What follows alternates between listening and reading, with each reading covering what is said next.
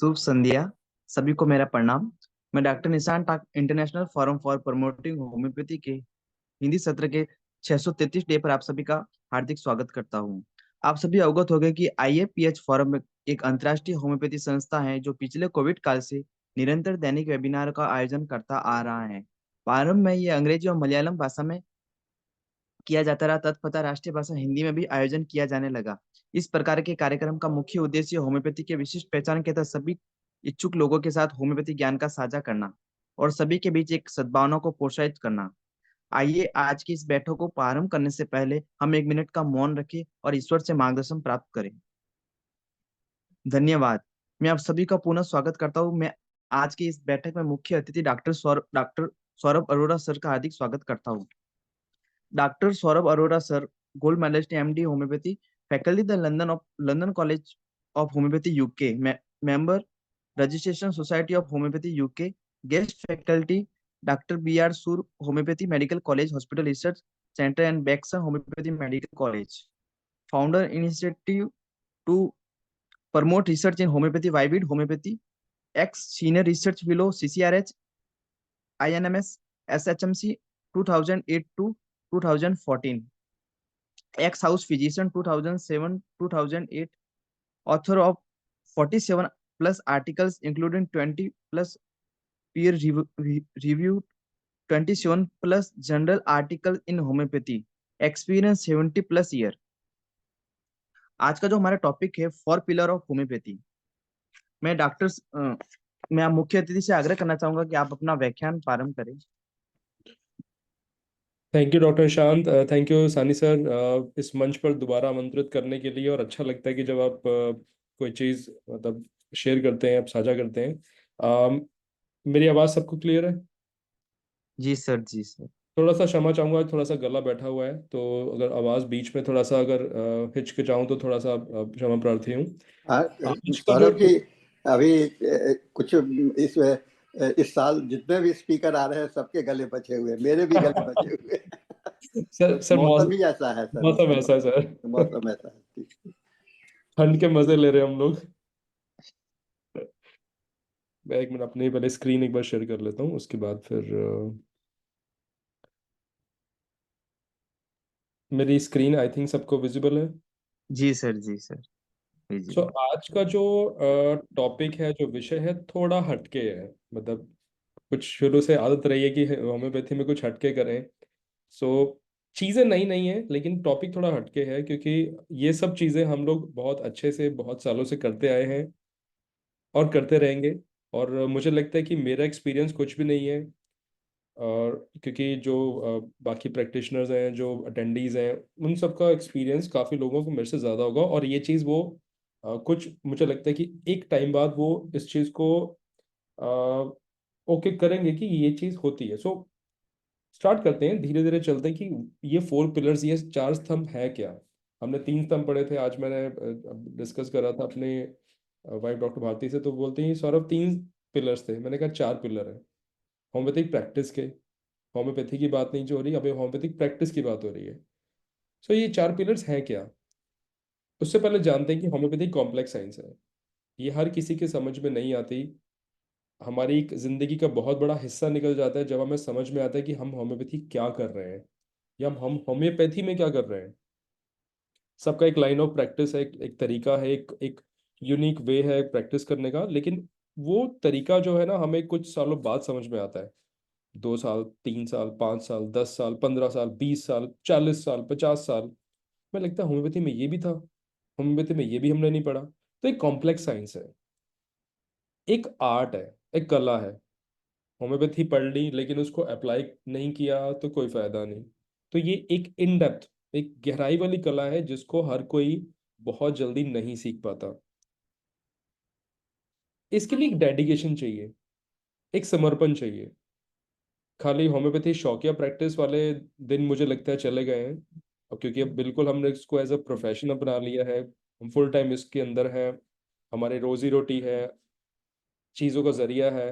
तो उसके अंदर एक एक डेडिकेशन चाहिए, एक समर्पण है कि आपने अगर होम्योपैथी करनी है तो करनी है। अच्छा, कर ली नहीं की, हो गया, मुझे लगता है वो समय अब बहुत दूर जा चुका है। परसिवरेंस चाहिए, दृढ़ता चाहिए। हाई और लो आएंगे, बहुत एक एक चीज़ें ऐसी आएंगी जब हमारे टेस्टिंग हो जाएगी हमारी प्रैक्टिस की, हमारी नॉलेज की। ये होता है यूजुअली जब हम स्टूडेंट होते हैं, तो शुरू शुरू में दवाइयाँ लगती हैं, तो स्टूडेंट आते हैं, सर वो दवाई दी थी लग गई। लेकिन जब हम क्लिनिक खोलते हैं तो लोगों की दवाइयाँ लगनी बंद हो जाती हैं। वो बोलते हैं सर दवाई दे दे के थक गए, पेशेंट को फायदा ही नहीं हुआ।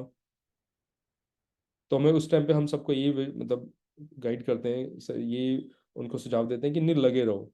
हो सकता है कि कुछ चीज़ मिस हो रही हो, आके बात करो, एक डिस्कशन कर ली, आपस में बातचीत कर ली, तो वो जो दृढ़ता है ना वो बहुत लोग छोड़ जाते हैं। इसलिए बहुत सारे बच्चे ऐसे हैं कि 2 साल 3 साल प्रैक्टिस की, क्लिनिक किया, उसके बाद वो प्रैक्टिस छोड़ गए। हमें लगता है अच्छा यार, अरे तुमने क्लिनिक किया था, तुमने छोड़ क्यों दिया? क्योंकि वो जो प्रिजिवरेंस थी, वो दृढ़ता थी, वो जो संकल्प था, वो कहीं कहीं कहीं कहीं टाइम ने उसको ऐसा टेस्ट किया कि वो कहीं डाइल्यूट हो गया, कहीं पे गुम हो गया। सो होम्योपैथी एक complex art, a science with perseverance, और एक निश्चय के साथ होनी चाहिए। अब आते हैं कि 4 पिलर्स हैं क्या, कि हम जो 4 पिलर्स की बात कर रहे हैं। तो सबसे पहला पिलर जो मैंने सीखा इन कुछ सालों में, सबसे पहला पिलर है बेसलाइन नॉलेज। आपका ज्ञान क्या है? अब होम्योपैथी की ज्ञान पहले मिलते थे हमारे गुरुओं से, आज भी मिलते हैं, लेजेंडरी होम्योपैथ्स।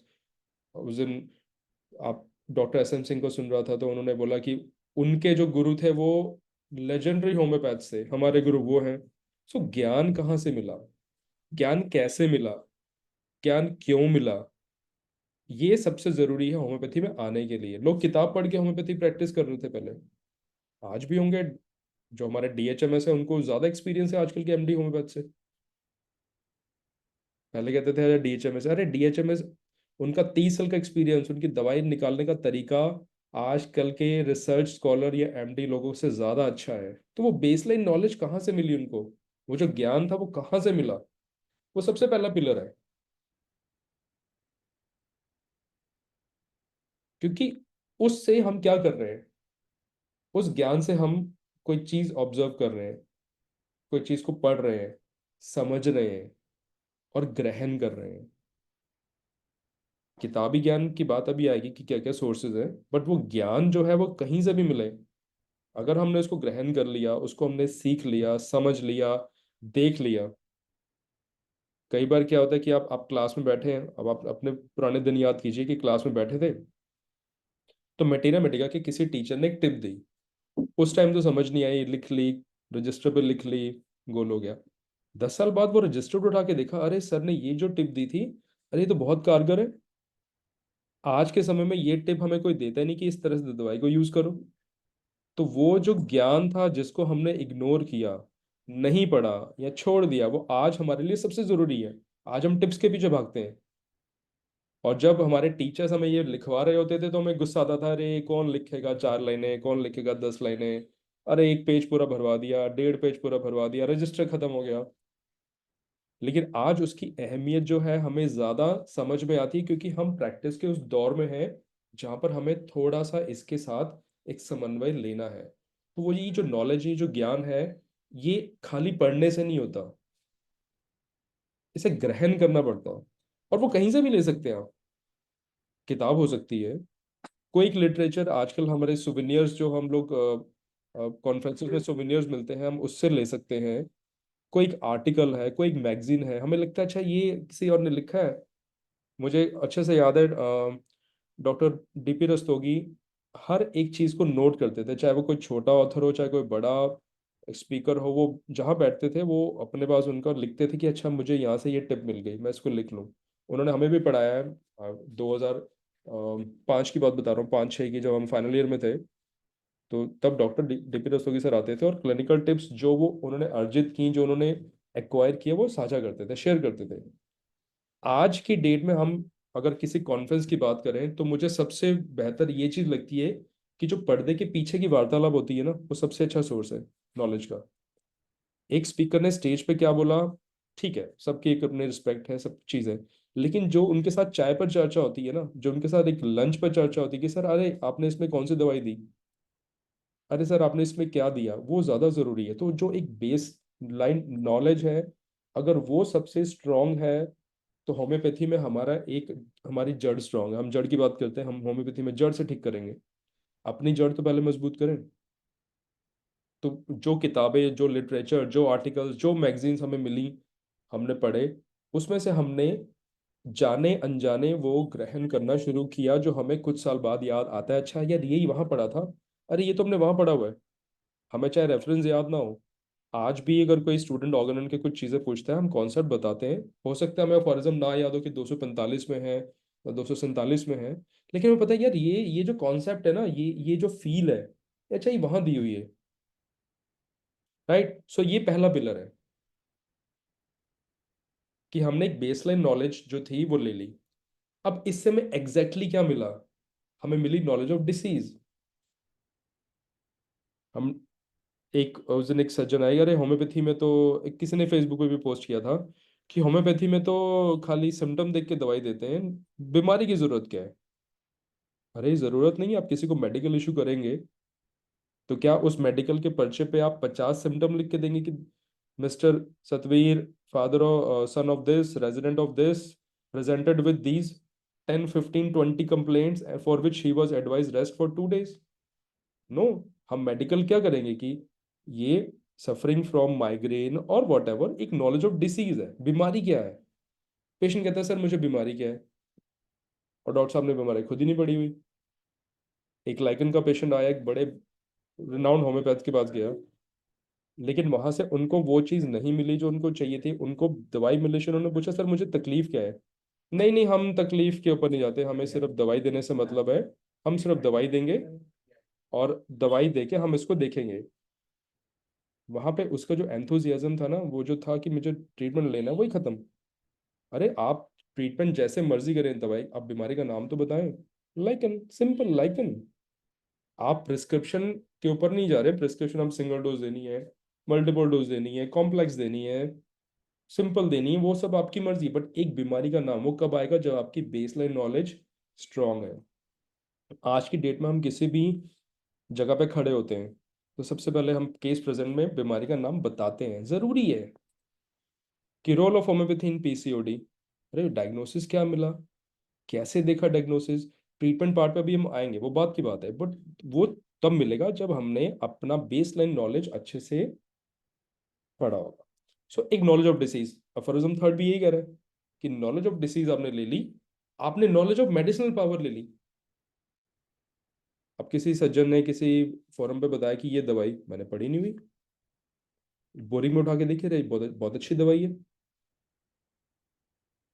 स्टूडेंट्स कहते हैं सर हमारे करिकुलम में इतनी दवाइयां हैं, रेयर दवाइयां नहीं है, तो उनको बीच में क्लिनिकल टिप्स जब हम देते हैं तो बीच में दवाई का नाम बता देते हैं, अच्छा ये रोबीनिया पढ़ लो, पॉलीपोरस पढ़ लो।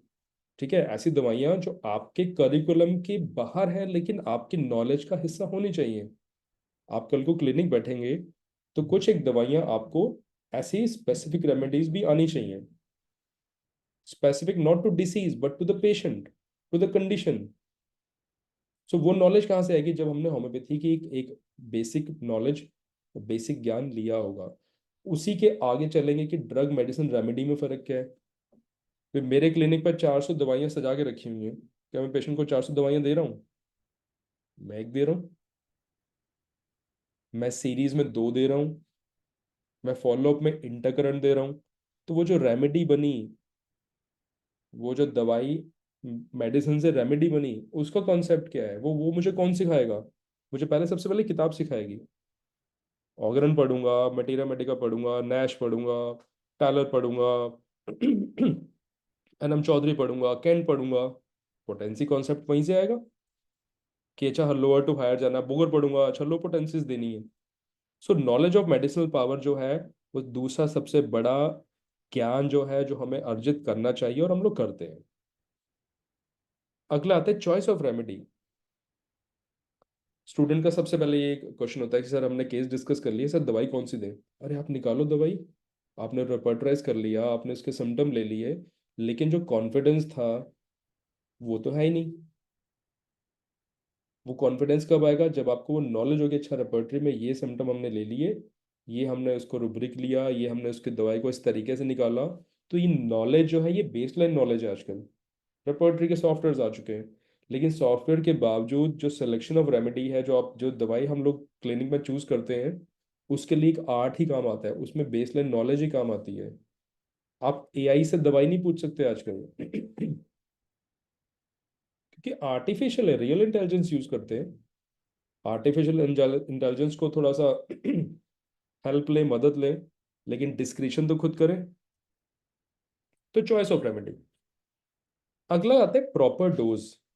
अब ये सबसे बड़ा प्रॉब्लम है कि दवाई जेलसिमिम निकाल दी, दवाई ब्राइनिया निकाल दी, दवाई ट्यूबरक्लोनिम निकाल दी, सर दवाई कौन सी पोटेंसी दे। तो मैं स्टूडेंट का एग्जांपल ले रहा हूँ बिकॉज कॉलेज जाता हूँ, उनको पढ़ाता हूँ, तो मुझे लगता है कि वो सबसे बेस्ट एग्जांपल है। सर वो हमने केस डिस्कस किया था, दवाई ना नेट्रोम्यून निकली, सर पोटेंसी कौन सी दे। अच्छा ठीक है सर, हम ना एक टीचर के पास गए, उन्होंने बोला कॉस्टिकम 200 के 3 डोज ले लो। दूसरे के पास गए, उन्होंने बोला कॉस्टिकम 1 mg के सिंगल डोज ले लो। तीसरे के पास गए तो कॉस्टिकम 30 की TDS 2 हफ्ते के लिए ले लो। तो दवाई हो सकता है सबने सेम बताई हो, चॉइस ऑफ रेमेडी सबकी सेम हो उस केस के लिए, लेकिन जो डोज है, अगेन वो डोज का कॉन्सेप्ट क्या है, वो उसका बेस क्या है, ये जानना जरूरी है। और अगला आता है हिंट अबाउट एप्लीकेशन। आपने सब चीजें पढ़ ली, अपने अपने नॉलेज ऑफ डिसीज ले ली कि डायबिटीज का पेशेंट है, उसकी जो ड्रग पिक्चर है वो कॉन्स्टिट्यूशनली वो लाइकोपोडियम की तरफ जा रहा है, एसिड फॉस की तरफ जा रहा है, उसकी पोटेंसी हमने 30 लेनी है, हमने उसको 30 को 30 को रिपीटेड देना है, लेट्स से फॉर एग्जांपल। लेकिन आगे क्या करना है, खाली पेशेंट आपके पास एक बार तो आएगा नहीं। अगर आप उसको फॉलोअप में डालना चाहेंगे तो उस फॉलोअप में लाइन ऑफ ट्रीटमेंट क्या बनेगा। तो ये जो लाइन ऑफ ट्रीटमेंट है, ये सबसे बड़ा चैलेंज है। एक सिंगल प्रिस्क्रिप्शन हर कोई कर सकता है, एक स्टूडेंट भी कर देगा, आड़ अच्छा इधर उधर कोई भी कर देगा। लेकिन जब पेशेंट आपके पास वापस लौट के आएगा और उसको आपको एक एंड पॉइंट तक ले जाना है, वहां तक जहां तक पेशेंट या तो ठीक ना हो जाए या तो आपको छोड़ के ना चला जाए, उस ड्यूरेशन में, उस पड़ाव में, उस अंतराल में आप क्या करेंगे उसको। खाली दवाई की आज हमने एकोनेट से शुरू करना है, हमने 3 महीने बाद जिंजिब्र पे पहुंचना है, या चलो आज 30 देते हैं, कल 200 दे देंगे, परसों 1 mg दे देंगे। सो ये जो चीजें होती हैं, ये बेसलाइन नॉलेज आपको बताती है कि एक बेस पे उस नॉलेज, उस आधार क्या है जो आपको आना चाहिए। अब आते दूसरा, ये पहला पड़ाव था, ये पहला पिलर था कि आपकी बेसलाइन नॉलेज जो है वो स्ट्रांग होनी चाहिए, क्योंकि उसके आगे सारी चीजें आएंगी। जिसने वो मिस किए होते ना पीरियड के, अच्छा हम मेटीरा मेडिका में ये दवाई तो पढ़ी नहीं, उनको पढ़ने में समय लग जाता है, उनको जानने में समय लग जाता है। और जिन्होंने पढ़ लिया, अच्छा पढ़ लिया, समझ लिया, उनको लगता है अच्छा ये तो हम तो एंटिंग क्रूड यूज करेंगे, हम तो पेट्रोलियम यूज करेंगे, हम डल्का मारा यूज करेंगे। तो दूसरा एक्सपेरिमेंटेशन। अब ये एक्सपेरिमेंटेशन क्या है, ये एक्सपेरिमेंटेशन है क्लिनिकल प्रैक्टिस। क्योंकि जिंदगी भर अगर हम उस शब्द का महत्व देखें तो प्रैक्टिस है। हम परफेक्ट कभी नहीं हुए, हम कहते हैं हम तो जी क्लिनिकल प्रैक्टिस में है। तो पेशेंट कहता है डॉक्टर साहब आप पूरी जिंदगी प्रैक्टिस करते रहेंगे, कभी परफेक्ट भी होंगे।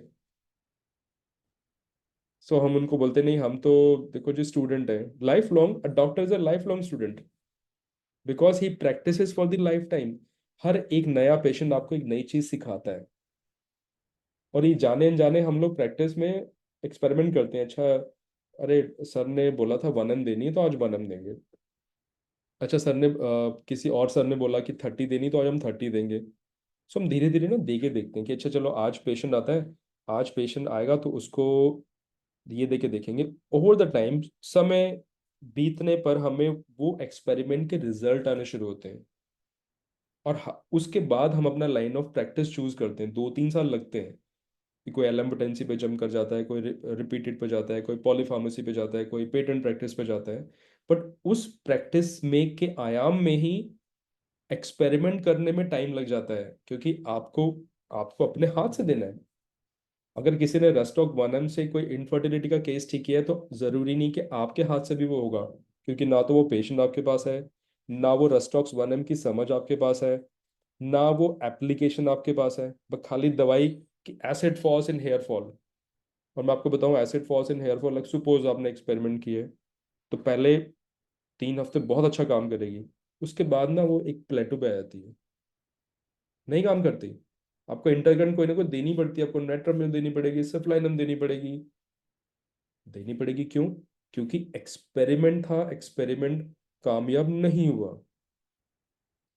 राइट। सो ये एक्सपेरिमेंट बहुत जरूरी है, और ये हम जाने अनजाने हर कोई करता है, क्योंकि हम में एक रिसर्चर छुपा हुआ है।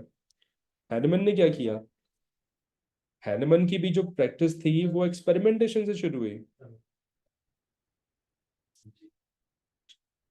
दूसरा आता है लिटरेचर। कई बार हम किताबों से पढ़ के एक्सपेरिमेंट करना चाहते हैं। अच्छा, एनएम चौधरी में ये लिखा था, टाइलर में ये लिखा था, तो हम वो लिटरेचर से एक्सपेरिमेंट करना चाहते हैं, जो जरूरी है, होना चाहिए। तीसरा आते हैं हम दूसरों के एक्सपीरियंस से एक्सपेरिमेंट करना चाहते हैं, कि अरे मेरे सर ने ये किया था तो मैं, चलो मैं भी एक्सपेरिमेंट करता हूँ, अरे उसने वो किया था तो मैं भी एक्सपेरिमेंट करता हूँ। तो ये जो एक्सपेरिमेंट है, ठीक है, ये जाने अनजाने हम करते हैं, और इसका जो आउटकम है हम अपने दिमाग में रखते हैं। हम इसलिए हम कहते हैं अच्छा ये दवाई ना इसमें बहुत अच्छा काम करती है। वो लाइन कब आई? जब आपने खुद उसको इस्तेमाल किया, यूज किया, और उसको एक जगह पे आके नोट डाउन किया, और अपने अपना मटेरियल खुद बनाया कि ओवेराइनम को कब देना है, ऑरम मेटेलिकम कब देनी है। नहीं, मेरी प्रैक्टिस में मेरे हिसाब से ऑरम मेटेलिकम 200 में अच्छा काम करती है। तो वो लाइन तक आने में ना बहुत समय लगता है, क्योंकि आपने वो जो एक्सपीरियंस था, वो जो एक्सपेरिमेंटेशन था, वो कर करके आपने जो नोट डाउन किया उसको आपने बाद में प्रेजेंट किया। अगला आता है एक्सपेरिमेंटेशन हम करते हैं, जो हमारे सेमिनार्स या सीएमईज में जो इन्फॉर्मेशन हमें मिलती है उसके बेस पे भी हम एक्सपेरिमेंट करना शुरू कर देते हैं। मैं बहुत सारे स्कूल्स हैं, उनका नाम नहीं लूंगा, ठीक है, तो वो जो उनका लाइन ऑफ थॉट है, जो उनका एक सोच है, एक बच्चा जाता है, अरे उन्होंने बहुत अच्छा रिजल्ट दिया है, मैं भी एक्सपेरिमेंट करूंगा। लेकिन कुछ नहीं होता, हो सकता है कुछ केसेस में ठीक हुआ, लेकिन बाकी सारे केसेस में चैलेंज आ जाता है। सो ये जितने स्कूल ऑफ थॉट्स हैं, अभी उनके बारे में शायद ये सही समय नहीं है चर्चा करने का, शायद हम एक दिन और बैठ के इनके बारे में चर्चा करेंगे। बट वो एक सोर्स है जो हमें एक्सपेरिमेंट के लिए प्रेरित करते हैं, कि ये एक्सपेरिमेंट कर सकते हो, ये आयाम हो सकता है। तो कई बार हमें उसमें ना एक मोटिवेशन भी मिलती है, कि अरे होम्योपैथी इस लेवल तक जा सकती है, जेनेटिक्स तक जा चुकी है, एपिजेनेटिक्स तक जा चुकी है, लाइफस्टाइल डिसऑर्डर्स है, क्रॉनिक डिसीजेज है, कॉम्प्लेक्स डिसीज है, कैंसर्स हैं, लोग एक्सपेरिमेंट कर रहे हैं, तो हमें भी करना चाहिए। सो ये दूसरा पिलर है, एक्सपेरिमेंटेशन। तीसरा पिलर आता है एक्सपीरियंस, अनुभव। अब अनुभव जो एक्सपीरियंस के साथ साथ चलता है। अनुभव का हमेशा ऐसा नहीं कि अच्छा अनुभव है, कई बार बुरा अनुभव भी होता है, कि आपने बेस्ट ऑफ द बेस्ट दवाई दी, चूज की, और पेशेंट को वो नहीं लगी। अब आजकल जैसे अभी अभी सबका गले खराब है, कई बार आपका पेशेंट कफ के साथ आता है, और आप लिटरली आप हार जाते हो, दवाइयां दे दे के थक जाते हो, कि कफ ठीक नहीं हुआ। और ये चैलेंज आता है, ये एक्सपीरियंस आता है, अरे ऐसे केसेस में ऐसी दवाई नहीं देनी चाहिए। तो एक्सपीरियंस हमेशा एक्सपेरिमेंटेशन के बाद ही आना चाहिए। वो अनुभव कब आएगा? जब आप उसको देखे देखेंगे, जब आपकी उतनी पावर है कि उसको नोट करके आगे उसको यूज करेंगे। अगर मैं एक ही गलती दोहराना शुरू कर दूं, तो होम्योपैथिक प्रैक्टिस नहीं हो सकती, मुझे उस गलती से सीखना ही पड़ेगा। उस गलती से सीख के आगे उसको मॉडिफाई करना ही पड़ेगा, अपने हिसाब से उसको आगे लेके जाना ही पड़ेगा। तो ये जो एक्सपीरियंस है ना, ये एक बहुत, मतलब एक एक समय के मापन पे नहीं है। किसी को 3 साल का एक्सपीरियंस है, किसी को 5 साल का, हम कहते हैं हमें 20 साल का एक्सपीरियंस है। और कई बार पेशेंट आके बैठता है, सर आपका 20 साल का एक्सपीरियंस काम नहीं आया। मैं ठीक तो हुआ नहीं। पेशेंट आजकल आते हैं, विटिलिगो के पेशेंट आते हैं, या कैंसर के पेशेंट आते हैं, और कुछ पेशेंट जो पर्टिकुलर बीमारियों के साथ आते हैं, उनको मैं सेम चीज़ बोलता हूँ।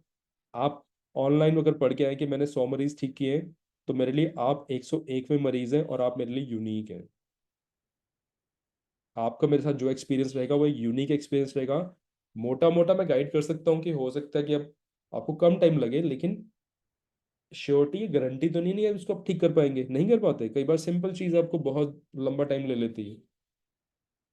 एक पीछे स्ट्राइक का केस था, मैंने बहुत सारे केस ठीक किए होंगे, वो स्ट्राइक का केस एक बच्चे में नहीं ठीक हुआ, दवाई दे के थक गए, सब कुछ कर लिया, लेकिन जो अनुभव हुआ उससे सीखा कि अच्छा ये गलती थी। तो एक्सपीरियंस का मकसद है कि हम अपनी गलतियों से सीखें और थोड़ा सा उनको आगे, थोड़ा सा उनसे सीख के आगे और इम्प्रूव करें और अच्छा करें, होम्योपैथी में और डेप्थ में जाएं। अच्छा यार, कहाँ चाहे क्या चीज़ काम नहीं कर रही, अगर ग्लोनोइन देनी है तो कब देनी है, क्या बेलाडोना से पहले दे दें या बाद में दें।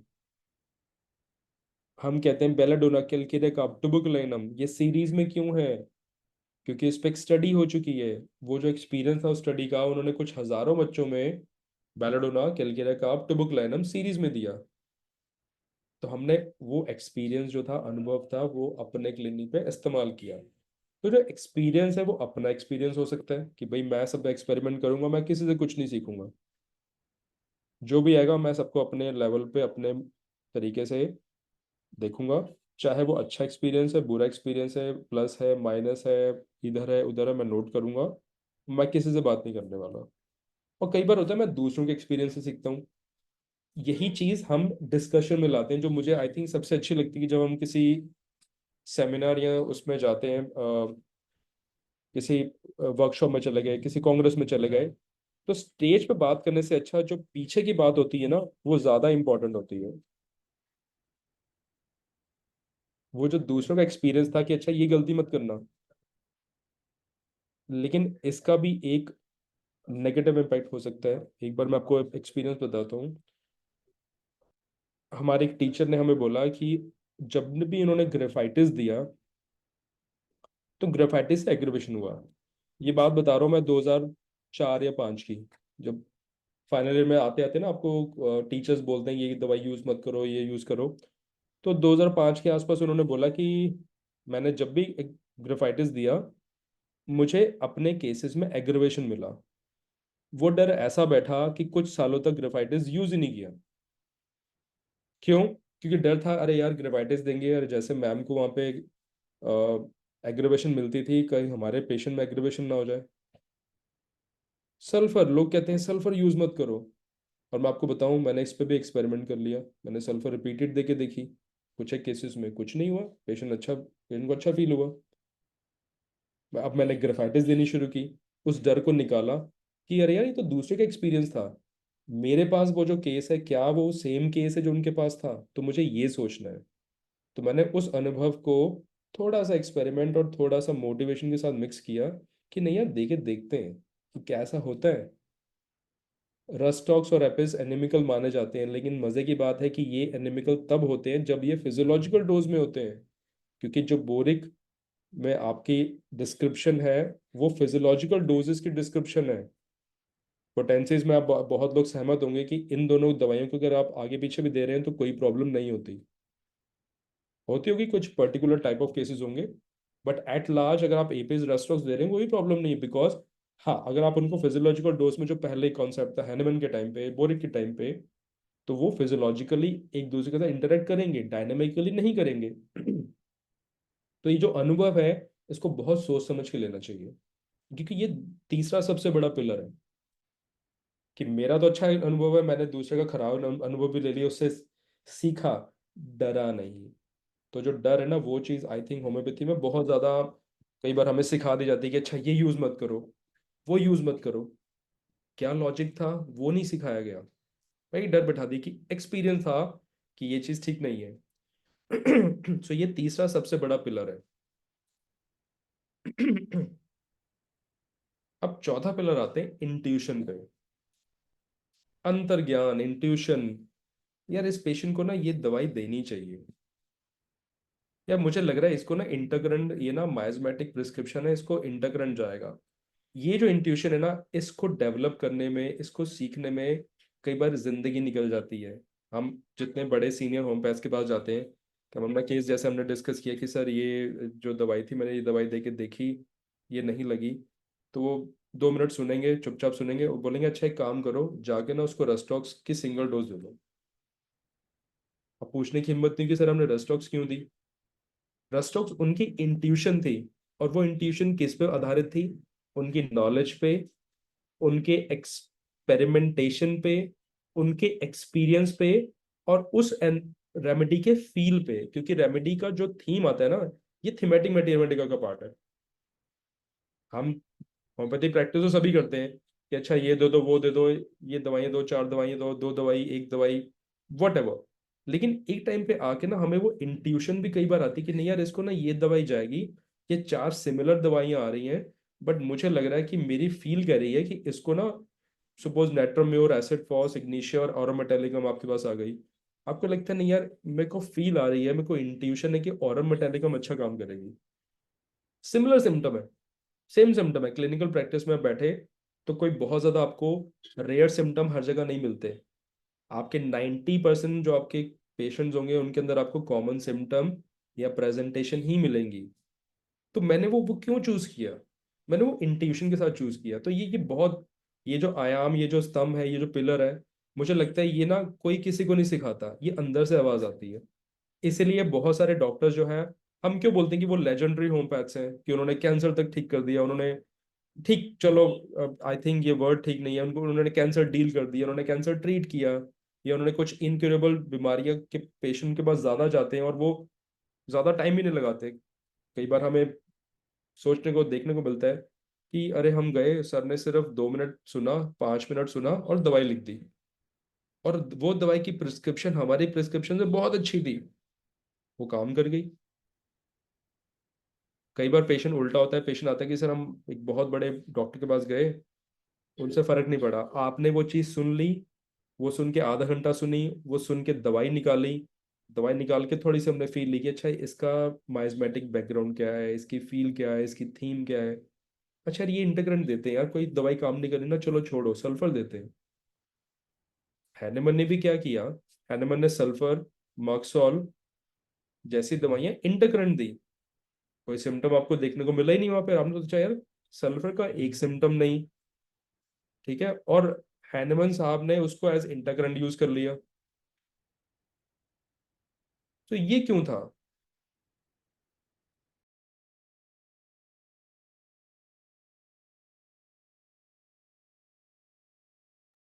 सो वो सल्फर क्यों दी गई, वो मक्सोल क्यों दी गई?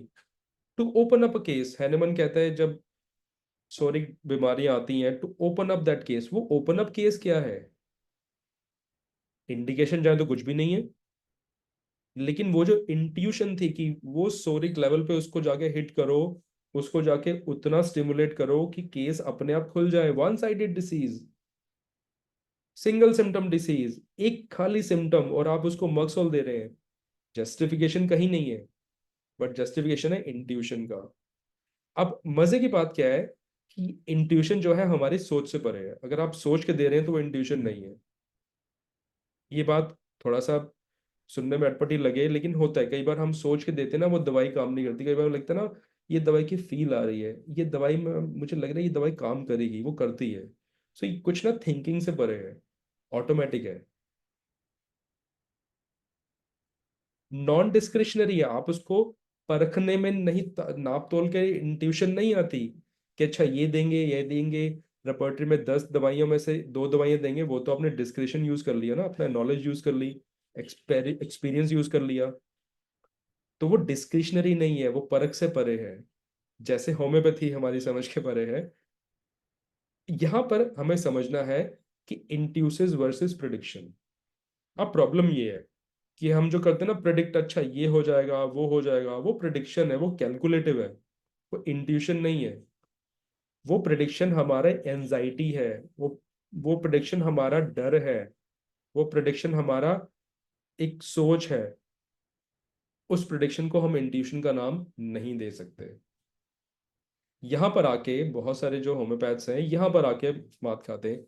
नॉलेज अच्छी हुई, अच्छे कॉलेज से पढ़े, एमडी अच्छी की, रिसर्च स्कॉलर बन गए, सब कुछ अच्छा किया, किताबें चाट गए, गोल्ड मेडलिस्ट हैं, सिल्वर मेडलिस्ट हैं, सब कुछ है, दवाइयाँ पूरी टिप पे हैं। बहुत सारे स्कूल्स ऐसे, मैं नाम नहीं लूंगा, की नोट पूरी टिप्स पे है, बोरिक पूरी टिप्स पे। आप उनसे पेज नंबर पूछेंगे, वो पेज नंबर बता देंगे कि ये symptom page number 39, line 4, comma, full stop, सब कुछ है, सब कुछ है।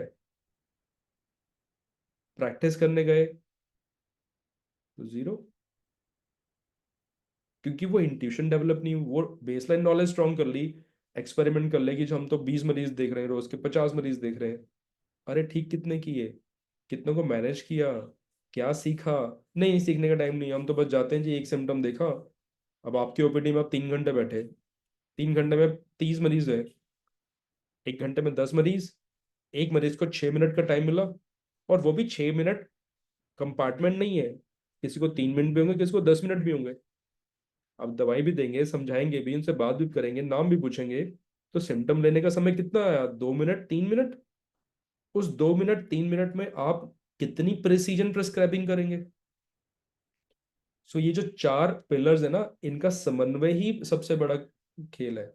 और यहां तक आते आते ना, प्रेडिक्शन तक आते आते, इंट्यूशन तक आते आते, हम गलत, आई थिंक कुछ लोग मतलब गलत दिशा में जा रहे होते हैं कि अजी हमने तो प्रेडिक्ट कर दिया, हम तो ये इसमें ये दवाई काम करेगी।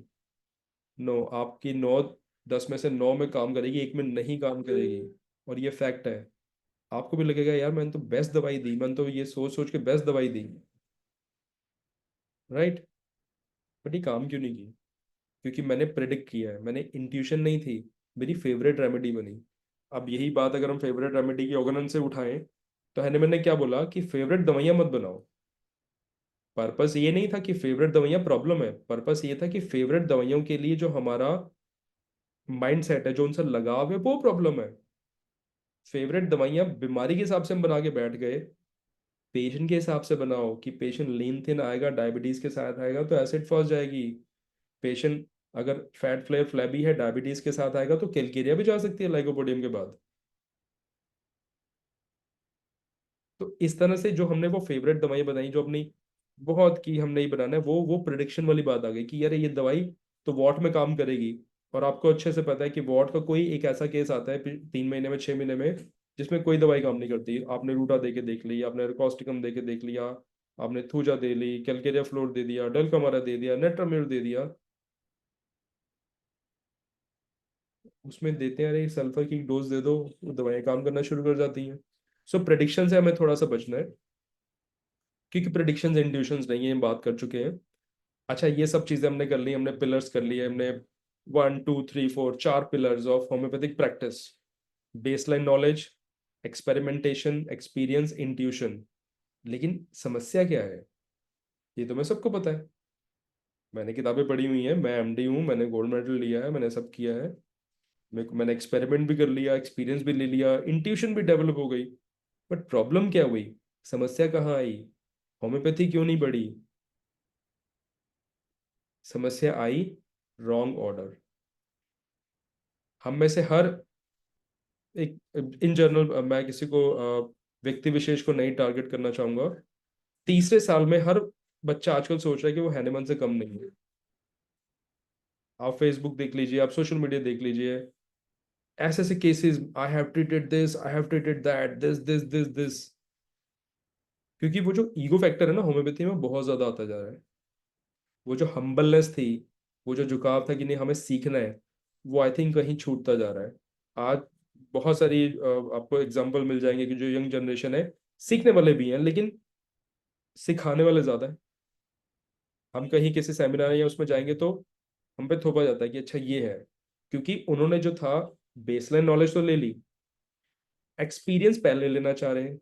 एक्सपेरिमेंटेशन नहीं करना, एक्सपीरियंस लेना है बस। किसी दूसरे के मिल जाए, अच्छा वो डायबिटीज पे काम कर रहा है, मैं भी ऐसा करूंगा, वो थायराइड पे काम कर रहा है, मैंने भी ऐसा कर लिया, वो उस पे काम कर रहा है। अरे आपकी प्रैक्टिस को 2 3 साल 4 साल हुए नहीं, और आपने हजारों मरीज देख लिए, क्लिनिक पर आप बैठे नहीं, तो आपने मरीज कहाँ से देखे? अच्छा ये रेयर दवाई, मैंने तो इसके सारे मरीज देखे हुए हैं। हमें 18 साल में उस रेयर दवाई या उस रेयर बीमारी का एक मरीज नहीं मिला, और आपने कई 100 मरीज उस बीमारी के देख लिए। तो थोड़ा सा मुझे लगता है जब ये ऑर्डर रॉन्ग होता है ना, गलत होता है, तो प्रॉब्लम्स आती हैं कि हम उस प्योर एक्सपेरिमेंटेशन, जो तो हमें जो सीखने वाली उम्र थी, उसमें हमने एक्सपीरियंस लेना शुरू कर दिया। अब ये लूप जब चलेगा ना, तो कुछ साल बाद वही प्रॉब्लम्स आएंगी कि अच्छा पेशेंट को दवाई दी, पेशेंट ठीक नहीं हो रहा। क्यों? क्योंकि जब आपको वो प्योर एक्सपेरिमेंट करना चाहिए था, खुद दे के देखना चाहिए था, आपने वो चीज़ नहीं की। इंट्यूशन के नाम पे प्रोडिक्शन होनी शुरू हो गई कि ये तो मैं ठीक कर दूंगा, इसमें तो सब चीज़ ठीक होती है। अरे डॉक्यूमेंटेशन कहाँ है, आपने ठीक किया, आपकी पब्लिकेशन कहाँ है, आपने कहीं पे कॉरेस्पॉन्डेंस दिया, कहीं पे प्रेजेंट किया, वो कहाँ है? हवा में बातें हैं, बस हमने ये कर दिया, हमने वो कर दिया। सो मुझे लगता है कि थोड़ा सा ये जो 4 पिलर्स में से जो इसका ऑर्डर रॉन्ग हो जाता है ना, वहां पर प्रॉब्लम्स आ रही हैं। या तो हम उनको सिखा नहीं पा रहे हैं, या वो सीख नहीं पा रहे, या हम भी सीख नहीं पा रहे। मुझे अच्छे से याद है जब मैं रिसर्च में था तो हमने 3 साल एक रिसर्च प्रोजेक्ट में थे थायराइड के ऊपर, 2008 से लेके 2011। तो तब हमें सबसे पहला काम ना प्रोटोकॉल बनाना सिखाया गया। थोड़ा हमें गुस्सा भी आया कि अरे आप रोज प्रोटोकॉल लेके बैठ जाते हो, मरीज कब देखेंगे? तो जो सिखाने वाले थे उन्होंने बोला देखो, धैर्य रखो, पेशेंस रखो, क्योंकि अगर तुम अपना जड़ मजबूत करोगे ना, अपना बेस मजबूत करोगे, नींव मजबूत करोगे, तो इमारत मजबूत खड़ी होगी। आज आप कूदेंगे कि मैंने पेशेंट देखने हैं और प्रोटोकॉल पे ध्यान नहीं है, तो आपका रिसर्च कारगर नहीं हो सकता। सो उसमें हमें ना कुछ महीनों हमने सिर्फ प्रोटोकॉल पे काम किया, कि रोज एक डिस्कशन है कि प्रोटोकॉल में ये कमी है, ये कमी है। वो दिन था और आज का दिन है। अगर आप मेरे को बोलें कि क्लिनिकल ट्रायल प्रोटोकॉल बनाना है, तो मुझे प्रॉब्लम नहीं होती समझने में या बनाने में, क्योंकि इतना ज्यादा उसको पक्का कर दिया। उसके बाद दूसरा हुआ कि हम पेशेंट को एक फ्लो में दवाई देंगे। बच्चे थे उस टाइम पे 6 से 18 साल तक के, कि उनको दवाई देने का जो तरीका था कि हम कॉन्स्टिट्यूशनल प्रिस्क्रिप्शन करते थे, इंडिविजुअलाइज्ड। तो हर एक पेशेंट के साथ, हर एक बच्चे के साथ 1 घंटा बैठना है, उनके साथ बात करनी है, उनके साथ हमने उनका केस प्रॉपर लेना है, उस केस को फ्लो में लेना है। उसके बाद दवाई देके ना एक्सपेक्ट नहीं करना कि मैजिक हो जाएगा। अरे नहीं, टीएसएच हर 6 हफ्ते में टीएसएच करवाएंगे, हर 3 महीने में T4 टीएसएच करवाएंगे। और वो दो दो स्टडीज आई थी। मजे की बात है कि होम्योपैथी में टिल डेट आज तक उससे बड़ा सैंपल साइज थायराइड में नहीं आया। हमारे पास उस टाइम 194 बच्चे, 194 का सैंपल साइज था, जिसमें से आधे प्लेसिबो पे थे, आधे होम्योपैथिक पे थे। वो रिसर्च आज तक रेप्लिकेट नहीं हो पाया इतने सालों में। 2008 पे जब हमने शुरू किया, आज 25 आ गया है। तो आप समझ सकते हैं इतने सालों में किसी ने नहीं किया, क्योंकि वो जो संकल्प था, दृढ़ निश्चय थे कि हमने करना है, वो करना है, वो एक फ्लो में चला, कि हम देखे देखेंगे, और हम देखे उसको आउटकम, उस एक्सपेरिमेंट के बाद उस आउटकम को देखेंगे कि बच्चों में क्या टीएसएच में चेंज आए, T4 में चेंज आए। धीरे धीरे धीरे धीरे ना थायराइड में इंट्यूशन आ गई। आज अब थायराइड की भी हम बात करेंगे। अभी थायराइड पे एक कुछ ना कुछ चलता रहता है, कोई ना कोई टॉक या वेबिनार।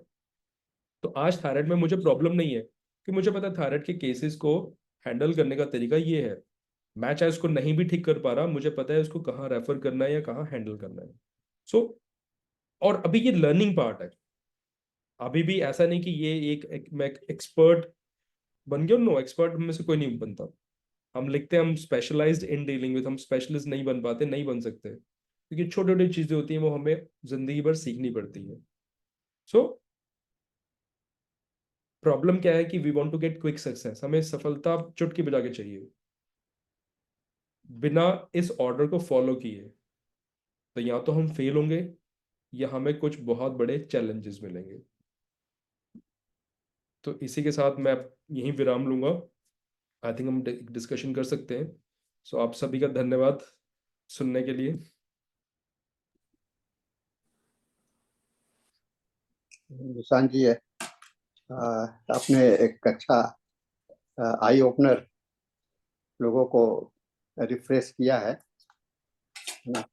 और बहुत सारी बातें हैं जो कि हम लोग इग्नोर करते हैं समय के साथ में, और उसको ध्यान नहीं देते हैं, तो इस तरह का प्रॉब्लम तो आता है। लेकिन ये रिमाइंडर नया साल पे बहुत अच्छा लगा, यस सर। और मुझे लगता है कि सभी को इसको पसंद करे किए होंगे, क्योंकि इस तरह के जो हम लोग रिसर्च ओरिएंटेड नहीं हो रहे हैं, है ना। ये एक बहुत बड़ा होम्योपैथी के लिए चैलेंज है, सर्वाइवल के लिए, कि हम लोग इसमें रिसर्च ओरिएंटेड नहीं हो रहे। रिसर्च ओरिएंटेड, जैसे आपने ऑर्डर की बात करी, ये ऑर्डर बहुत इम्पोर्टेंट है। हम लोग हर एक जगह पर ऑर्डर चाहते हैं, और हर एक जगह पर हम लोग ये सब कुछ सही सफलता चाहते हैं। लेकिन सफलता के पीछे कितनी असफलता होती है, ये आपने कभी भी ध्यान नहीं देते। और कई एक असफल होने के बाद में एक आदमी एक सफल होता है। यह मानव प्रकृति है और सफलता अचानक नहीं आता, लेकिन हम लोग क्या कहते हैं, मिराकल, है ना, हाँ जी। मिराकल का इंतजार करते हैं और उसी में लगे रहते हैं। मिराकल, मिराकल में माने कि हम लोग कहते हैं कि हमारा आंख कहाँ रहता है, हम लोग उसका विजन रहता है, जहाँ हम लक्ष्य, ये हमको चाहिए। अब वहां लक्ष्य पर पहुंचने के लिए आपको उतना रास्ते आप नहीं मालूम है ना, और आप चाह रहे हैं कि मुझे रातों रात चमत्कार हो जाए। और मुझे याद है, मैं एक एमडी का गाइड की बात थी, और मैं चूंकि पीजी कोऑर्डिनेटर रहा हूँ कॉलेज में, हाँ जी तो सर। टॉपिक सिलेक्शन करने के लिए एक बहुत प्रतिष्ठित महिला थी, और मैं नाम नहीं लूंगा कॉलेज के बहुत पर, तो वो पीजी करने के लिए आई थी, और उनका थीसिस का जो डिसर्टेशन का जो सब्जेक्ट था, वो देखकर के मैं चौंका। Magic of homeopathy. अच्छा। मैं बोला कि मैडम आप मैजिक जादूगर बनना चाहती हैं होम्योपैथी के? मैं बोला कि ये जो आपका डिजिटेशन का टॉपिक है, ये कितना कितना रिसर्च ओरिएंटेड है, आप इसमें मैजिक में क्या मैजिक दिखलाना चाहती? मैंने उनसे सवाल किया, आप बताइए मैजिक क्या, मैंने मैजिक से क्या मतलब, मैजिक को आप क्या समझती हैं? तो इट वाज जस्ट एक डोरोथी शेफर्ड का एक किताब आपने पढ़ा होगा, डोरोथी शेफर्ड का किताब बहुत पॉपुलर हुआ है, मैजिक ऑफ मिनिमम डोज। बहुत बहुत बहुत पॉपुलर किताब है, पीजन में छपा हुआ है, हाँ जी। बहुत पुरानी किताब है, पतली सी किताब है, ज्यादा नहीं है। उसमें उन्होंने एक्सपीरियंस दिया है, उनका एक्सपीरियंस है। तो वो कहे कि डोरोथी शेफर्ड ने लिखा है मैजिक ऑफ मिनिमम डोज। मैं बोला कि डोरोथी शेफर्ड की किताब को आपने पढ़ा है क्या? अब वह चुप हो गई, क्योंकि मैं उससे सवाल किया, और मैं सोचा कि उस पर से मैं चाहूंगा कि उसका कुछ जो पढ़ी है उसको वो बताएं। अब वो सीधे कहा कि नहीं, मैं नहीं पढ़ा। मैं बोला कि खाली टाइटल देख करके आप पूरी किताब उसको मैजिक समझ लिए? डोरोथी शेफर्ड ने अपने मिनिमम डोज के जितने भी केस रिपोर्ट्स उसमें दिए हैं, रोगी कैसे हुआ, कैसे उन्होंने दवा को सिलेक्ट किया, कैसे दवा का प्रिस्क्राइब किया, और रोगी कैसे ठीक हुआ, तो ये तो आप पाथ रास्ता तो देखी ही नहीं, आप सीधे देख रही हैं कि वो जादू का रिजल्ट हुआ। तो जादू तब होता है जबकि आप रास्ते को फॉलो करोगे, ये एक अच्छा आपने आज जो विषय उठाया, ये हम लोगों के लिए बहुत ही इम्पोर्टेंट, बहुत ही समय का मांग है, और आपने इस विषय को रखा है, ये बहुत ही अच्छा टॉपिक है। और किसी को कोई निशांत जी आपने कुछ कहा है, बहुत ही खूबसूरत सेशन है सर। निशांत जी ये और जो भी ये लिखते हैं कि बहुत खूबसूरत सेशन है, तो ये मस्का लगाने की बातें तो हो जाता है। मैं चाहता हूँ कि कुछ आप इसमें निकालिए, कुछ खोजिए, है ना। और निशांत जी आप बहुत यंग हैं, बहुत सीखने का आप में बहुत लालसा है, मैं देखता हूँ, मैं जानता हूँ कि आप बहुत ही जागरूक आदमी हैं। और तो इसमें एक चीज को सीखना चाहिए निशांत जी सर कि आपका आशीर्वाद दे सर। हाँ, आशीर्वाद तो है ही, आशीर्वाद तो है, लेकिन आशीर्वाद को पाने के लिए थोड़ा सा उसमें जो इन्होंने कहा उसके वर्ड्स पर कुछ गौर करके कुछ सोचिए, है ना। कुछ जैसे इन्होंने कहा ना कि एक्सपीरियंस, अनुभव, है ना, एक्सपीरियंस, अनुभव, तो इस पे आप सवाल कीजिए, है ना। ये तो अच्छा है, हम लोग भी कहते हैं, और मुझे भी अच्छा लग रहा है, लेकिन मैं तो इस पे ऐड कर रहा हूँ, मैं भी सवाल इसमें लेकर के आ रहा हूँ। इस पे सवाल कीजिए निशान जी, है ना। जी सर। आप कुछ सोचिए और सवाल करने का कोशिश कीजिए, ठीक है। जिन्होंने कोई किन्हीं को और कोई कुछ आज इस सेशन को हम लोग बहुत ही अच्छा सेशन हम लोग के लिए है, और डिस्कशंस करना इसमें बहुत आवश्यक है। हाँ जी। कोई और लोग आइए, सामने आइए, बहुत लोग हैं हम लोग आज इस मीटिंग में। आज नंबर भी अच्छा है हम लोगों का।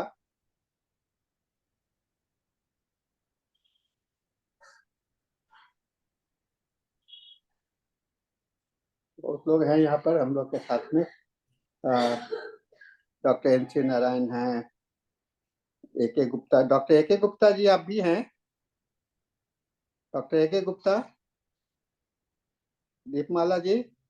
हाँ, अच्छा दीपमाला जी, आप मैंने आप बोलेंगे। हाँ दीपमाला जी, तो आपको मैं देखा नहीं। दीपमाला जी आप कब ज्वाइन कर ली? चलिए मैं आपको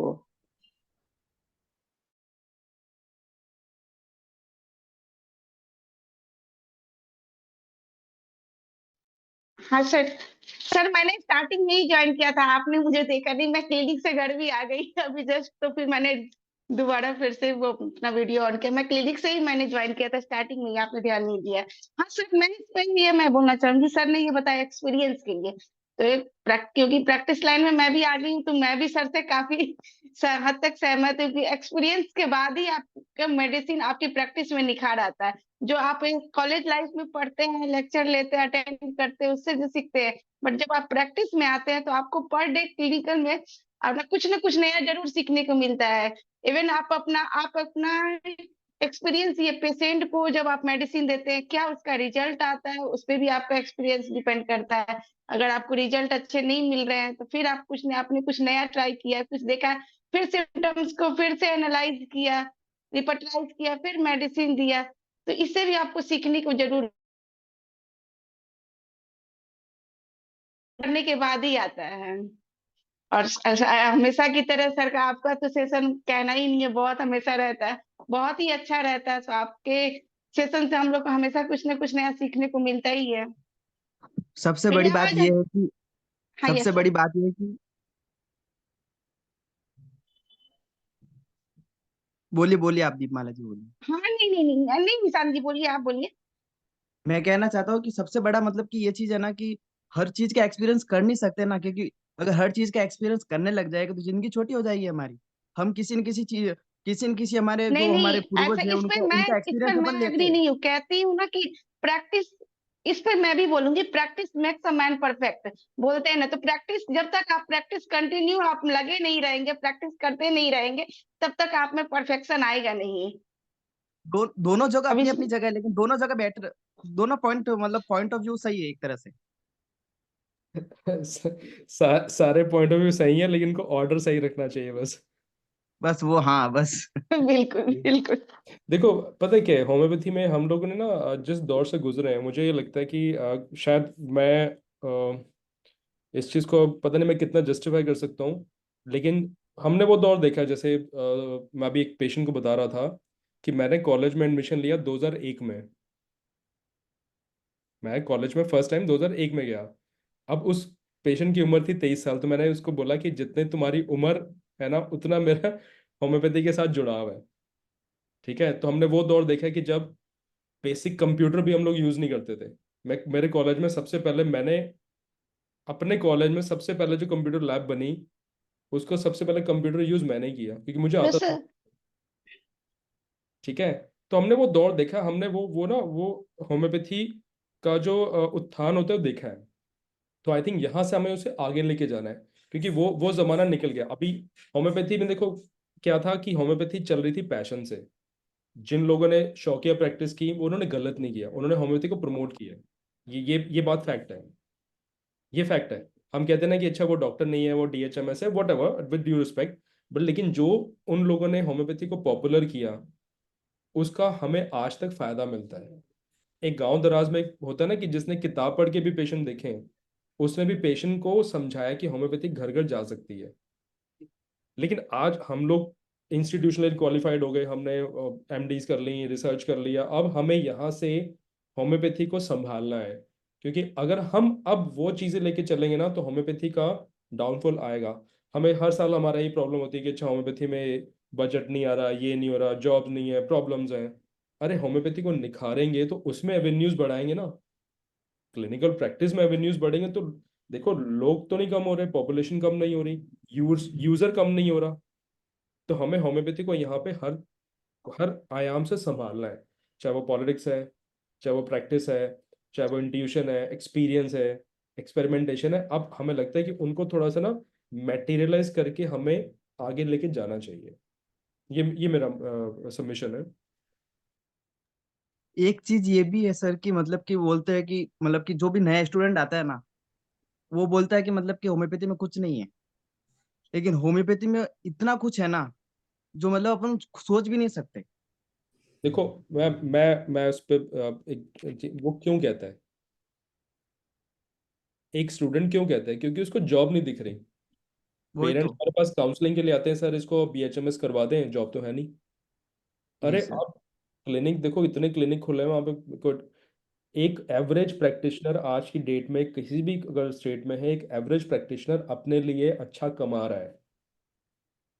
सिर्फ चैरिटेबल को छोड़ दो, अगर चैरिटेबल में कर रहे हो मैं उसके फेवर में, खैर वो अलग चीज़ है, मेरा पर्सनल ओपिनियन है। अगर वो अपना एक क्लिनिक भी कर रहा है, एक एवरेज प्रैक्टिस भी कर रहा है, तो वो होम्योपैथी से खुश है, क्योंकि वो कमा रहा है, वो अपने अपने लिए कमा रहा है। हमें यही बात है ना, अब हम ये जो पिलर्स हैं, इन्हीं को हम अगर स्ट्रॉन्ग करेंगे तो होम्योपैथी को स्ट्रॉन्ग दिखा सकते हैं ना। वो कहते हैं होम्योपैथी में कुछ है ही नहीं, क्योंकि हमने कुछ दिखाया नहीं हुआ, हमने वो चीजें बाहर नहीं निकाली। नहीं, I इस तरह इसमें मैं भी एग्री करूंगी कि आप प्रैक्टिस जो भी आप प्रैक्टिस करें उसे डॉक्यूमेंटेशन के थ्रू आप अपने रिसर्च में उसे एक अपना कोई भी एक केस भी आप जरूर प्रेजेंट करें। बिल्कुल इससे हमारा बेस स्ट्रांग रहेगा। हम प्रूफ तो देंगे कि हमने ये पेशेंट को इस तरह से ऐसे ट्रीट किया है, ये हमारा प्रूफ है। तो डॉक्यूमेंटेशन बहुत जरूरी है हमारे रिसर्च के लिए। बिल्कुल बिल्कुल, ये तो एक चीज है। मैं देख रहा हूँ सौरभ जी, आप तो 2001 की बात कर रहे हैं। मैं तो 1986 मैं तो 1986 90 याद भी नहीं मुझे ये बात। 1986 में मैंने होम्योपैथी में ज्वाइन आप किया आप हमारे लिए पिलर है ना। था। तो मैं, और उस समय में तो हम लोग सोचते भी नहीं थे कि हमको नौकरी करनी है। राइट। उस सर समय में आप तो तो गुरु कुछ के, आप तो महागुरु हैं, पितामह नहीं हैं, आप तो हमारे काफी नहीं सीनियर नहीं, मोस्ट है। दीपमाला जी, उस समय में हम लोग कभी सोचा ही नहीं कि हमको नौकरी करनी है, क्योंकि हम लोग आए थे कि हमको प्रैक्टिस करनी है। इसीलिए हम लोग कंसंट्रेट करने लगे प्रैक्टिस पर, है ना। लेकिन आज का जनरेशन जो है वो देखता है कि नौकरी कहाँ है, तो नौकरी कहाँ है, नौकरी के तलाश में वो प्रैक्टिस भूल जा रहा है। और अभी हम देख रहे हैं कि मेडिकल ऑफिसर्स के स्थिति बहुत ही खराब है। मैं तो खास करके अपने स्टेट की बात करता हूँ, जहाँ नौकरी लग गया मतलब कि बस सब जिंदगी सेटल कर गया। अब मुझे आगे मेहनत नहीं करनी है। पेशेंट क्लिनिक में आए, OPD में आएगा नहीं आएगा ये मेरी रिस्पॉन्सिबिलिटी नहीं है ना। अब मुझे तो तनख्वाह महीना के अंतिम समय में इतना सैलरी मिल जाना है, सो दे आर सेटिस्फाइड। लेकिन सर जब ये सर सर इसकी आपकी बात को काटूंगा, सॉरी, एक चीज याद आ गई। उसका बताइए। उसका फायदा हम लोग को है ना। यह है फायदा हम लोग को जी। और सौरभ जी ने बहुत अच्छा कहा कि हम लोगों को क्लिनिक के एवरेज पेशेंट, नौकरी से ज्यादा पैसा आता है। नौकरी में आपके मेडिकल ऑफिसर में आप अपॉइंट होंगे तो 40,000 से 1 लाख के बीच में सैलरी है, पूरे कंट्री का देख लीजिए फिगर। लेकिन एक एवरेज प्रैक्टिशनर अपने नौकरी क्लिनिक्स में इससे कम नहीं, इससे बल्कि ज्यादा ही कमा रहा है। और मैं तो देख रहा हूँ कोई ऐसा नहीं, छोटा से छोटा क्लिनिक है, एक दो पहला इनिशियल टीथिंग प्रॉब्लम तो होता ही है, उसको पार कर जाइए, फिर देखिए तो आपको यहाँ पर घर बैठे आपके पास में पैसा बरसता है। वहां तो है कि आपको रोज जाना पड़ेगा। आजकल तो सरकार का ऐसा नियम लगा दिया है, बायो अटेंडेंस, ये बायोमेट्रिक अटेंडेंस। 8:30 आपको OPD में आपका नहीं लगा, आपके ऊपर में उस सर दिन। बट स्टार्टिंग में बहुत स्ट्रगलिंग है सर, स्टार्टिंग क्लिनिकल प्रैक्टिस बहुत स्ट्रगल भरा। मैडम, स्टार्टिंग में जिन कोई डिस्टरबेंस नहीं है। हम लोग सभी कोई शुरुआत करके ही आए हैं, और बिना स्टार्टिंग के आगे कोई बढ़ता ही नहीं है। स्टार्टिंग में सबको प्रॉब्लम होता है, लेकिन जो माइलेज है, जो नौकरी से जो आपका जो कहते हैं ना इंक्रीमेंट मिलना सैलरी में, वो सैलरी का जो इंक्रीमेंट है उसका, उससे कई एक गुना ज्यादा इंक्रीमेंट आपको मिलता है। पहला साल इतना परसेंट है, अगला साल इतना परसेंट है, बढ़ता ही बढ़ता जाता है, घटता नहीं है कभी भी। यहाँ पर नेवर एंडिंग है, लाइफ लॉन्ग आप इसमें प्रैक्टिस कर रही हैं। बस राम बस जी सर कुछ बोलना चाहते हैं। पेशेंस के साथ आगे लग बढ़े रहना चाहिए, डटे रहना चाहिए अपनी तो और प्रैक्टिस करना में। क्या, और करना क्या है। तो बहुत अच्छा हाँ, सेशन रहा डॉक्टर राम हम लोग का। प्रवेश सर ने भी हैंड रेज किया वहाँ। कौन? अब हैंडरेज का समय खत्म हो गया, क्योंकि कोई आज नहीं, की हमारे पास टाइम हो चुका है, बट हाँ हाँ, डॉक्टर, अब नहीं टाइम हाँ हो यस, हमारा गया, टाइम 8 हो खत्म गया। हो गया ऑलमोस्ट। सौरभ जी फिर आइए आप, है ना। हम लोग फिर इंग्लिश सेशन में आप आ ही रहे हैं। यस और सर, आज के सेशन के लिए आपको बहुत बहुत बधाई, बहुत बहुत धन्यवाद। सॉरी, ले जाओ बेटा। Thank you sir. और हम लोग इस thank you sir. Hand over करते हैं सेशन को डॉक्टर धनेश को, who is the host for the next session. So over to you, Dr. Dhanesh. Thank you, Sakhani sir and Dr. Saurav Arora.